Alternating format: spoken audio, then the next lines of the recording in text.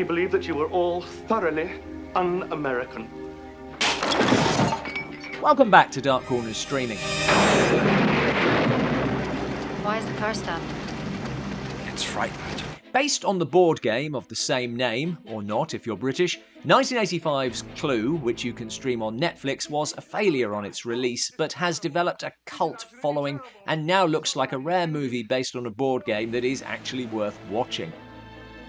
I don't think I have to explain the plot in detail. A group of strangers converge on a country house. May I present Professor Plum and Miss Scarlet? Welcomed by Tim Curry's butler, Wadsworth. Good evening. Ladies and gentlemen, may I present Mr. Boddy? I got a bad feeling about Mr. Boddy. They are presented with curious gifts. A candlestick. What's this for? And murder ensues. Now.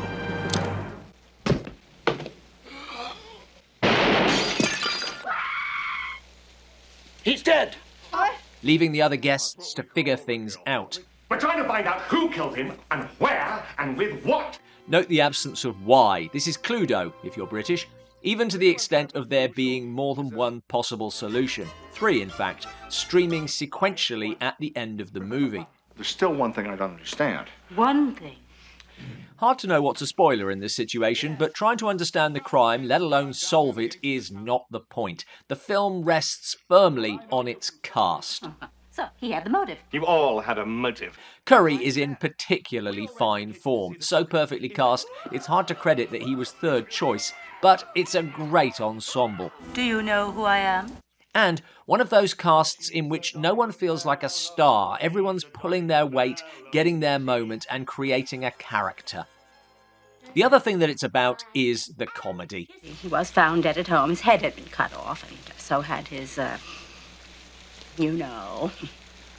Which takes a broad spectrum approach, from casual slapstick to witty verbal barbs. Husband should be like Kleenex, soft, strong, and disposable. Based on a story by John Landis, the screenplay was by Jonathan Lynn, who would also direct. Lynn would later direct a more successful US comedy in My Cousin Vinny, but is also one of the men behind hit British sitcom Yes Minister. There is such a thing as integrity. I enjoy Clue fine. I'm not a huge fan, the other half of Dark Corners more so, but it is fun. And, weirdly, given its disregard of the traditional rules of the whodunit, it's engaging, a tribute to the characters and the actors involved. Everything all right? Yep, 2 corpses, everything's fine. What really makes it work is its pace. And its simple adherence to its premise.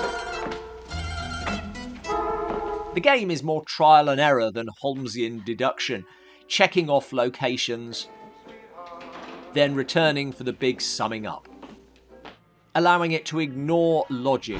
Oh my God! In favour of comedy.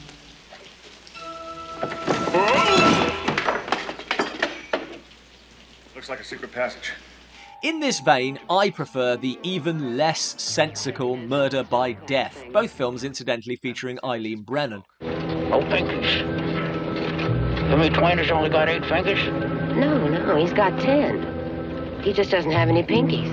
But there's still so much to enjoy in Clue, and it's a shame it didn't do better on release. Can you keep a secret? Yes. So can I.